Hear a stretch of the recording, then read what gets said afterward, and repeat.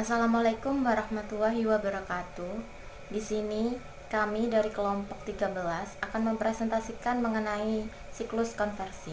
Sebelum itu, perkenalkan nama saya Firda Aulia Ariska Dewi, NIM 1816227 dan teman saya. Saya Ika Nujayanti dengan NIM 181600218. Siklus konversi. Siklus konversi merupakan siklus yang memproses bahan baku dan persediaan menjadi produk jadi, barang atau jasa yang siap untuk dijual. Dalam siklus konversi, sistem akuntansi mencatat satu kejadian ekonomi transaksi, yaitu konsumsi bahan baku, tenaga kerja, dan overhead untuk menghasilkan produk atau jasa yang dapat dijual. Sistem akuntansi dalam siklus konversi ada 3. Yang pertama, pada perusahaan jasa, sistem penggajian dan sistem akuntansi biaya. 2. Pada perusahaan dagang, sistem penggajian dan sistem persediaan. 3. Pada perusahaan manufaktur, sistem penggajian, sistem persediaan, dan sistem produksi. A. Sistem persediaan merupakan sebuah sistem yang memelihara catatan persediaan dan memberitahu manajer apabila barang tertentu memerlukan penambahan. Dalam perusahaan manufaktur, sistem persediaan mengendalikan tingkat atau jumlah bahan baku dan jumlah produk jadi. Sebuah sistem persediaan memproses 2 jenis transaksi, yaitu transaksi pembelian barang dan penjualan barang. Transaksi yang pertama, pembelian barang. Siklus pengeluaran memproses pembelian barang. Jurnal yang dibuat untuk mencatat transaksi ini tergantung pada metode yang digunakan untuk akuntansi persediaan, yaitu metode periodik dan metode perpetual. Jurnal untuk mencatat transaksi pembelian metode periodik adalah pembelian pada debit, kas atau utang dagang pada kredit. Sedangkan jurnal untuk mencatat transaksi pembelian metode perpetual adalah persediaan barang dagang pada debit, kas atau utang dagang pada kredit. Yang kedua, penjualan barang. Perusahaan mencatat harga pokok barang yang terjadi dalam sebuah rekening buku besar yang berjudul harga pokok penjualan. Dalam transaksi penjualan barang, juga ada 2 metode untuk pencatatan jurnalnya, yaitu metode periodik dan metode perpetual. Jurnal yang dibuat pada metode periodik adalah kas atau piutang dagang pada debit, penjualan pada kredit. Sedangkan untuk metode perpetual adalah kas atau piutang dagang pada debit, penjualan pada kredit, harga pokok penjualan pada debit, dan persediaan barang dagang pada kredit. Yang ketiga, laporan yang dihasilkan dari sistem persediaan adalah 1. Laporan status persediaan, 2. Laporan per jenis persediaan, 3. Laporan pemesanan kembali, dan yang terakhir laporan hasil perhitungan fisik. Yang keempat, prosedur pemrosesan transaksi persediaan. Sistem persediaan yang secara manual. Sistem ini sudah menjadi satu dalam siklus pendapatan dan siklus pengeluaran.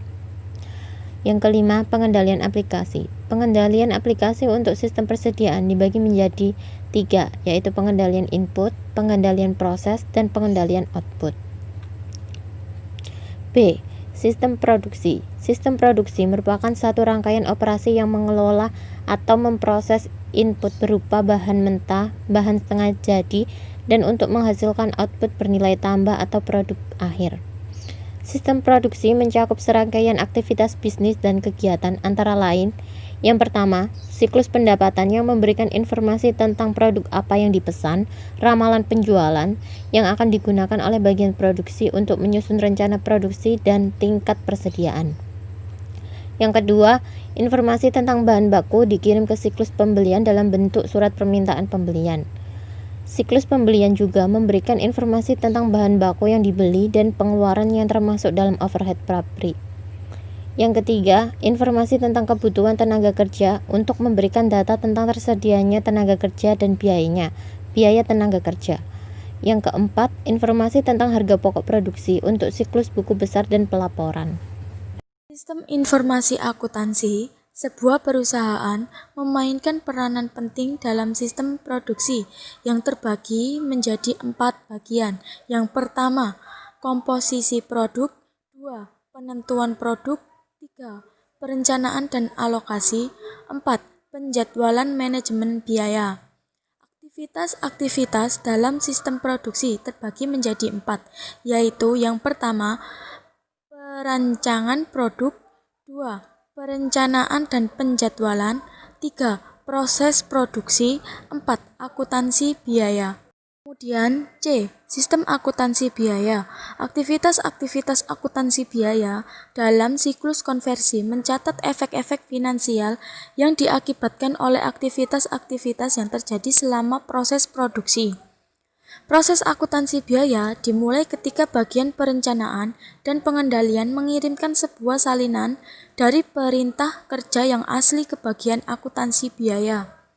Jenis sistem akuntansi biaya yang umumnya digunakan oleh sebuah perusahaan adalah sistem penentuan harga pokok pesanan atau bisa disebut job order costing, dan sistem penentuan harga pokok proses bisa disebut dengan proses costing. Yang pertama, laporan yang dihasilkan. A. Laporan kontrol atau control report. B. Laporan harga pokok produksi atau production cost report. 2. Prosedur pengolahan transaksi biaya. Bagian gudang, Departemen Pengawasan Produksi. Bagian pabrik, bagian gudang, bagian pabrik, bagian akuntansi biaya. Yang ketiga, aktivitas pengendalian sistem akuntansi biaya. Bagian gudang, Departemen Pengawasan Produksi, Departemen Pengolahan Data, bagian pabrik, bagian gudang, bagian pabrik, bagian Departemen Pengolahan Data. Selanjutnya, sistem manajemen sumber daya manusia atau penggajian. Sistem manajemen sumber daya manusia atau sistem penggajian adalah serangkaian aktivitas bisnis dan kegiatan pengelolaan data yang terkait dalam berhubungan dengan pengelolaan karyawan perusahaan secara efektif. Kegiatan penting yang mencakup dalam sistem manajemen sumber daya manusia yaitu A. Seleksi calon karyawan dan pengangkatan karyawan baru. B. Pelatihan atau training karyawan baru. C. Penempatan atau placement atau penugasan karyawan baru. D. Penggajian atau penentuan gaji upah dan insentif lainnya. E. Evaluasi kinerja karyawan. F. Pemberhentian karyawan. Biaya gaji karyawan dialokasikan ke produk dan departemen untuk digunakan dalam penentuan harga jual produk dan pembuatan keputusan komposisi produk serta untuk mengevaluasi kinerja.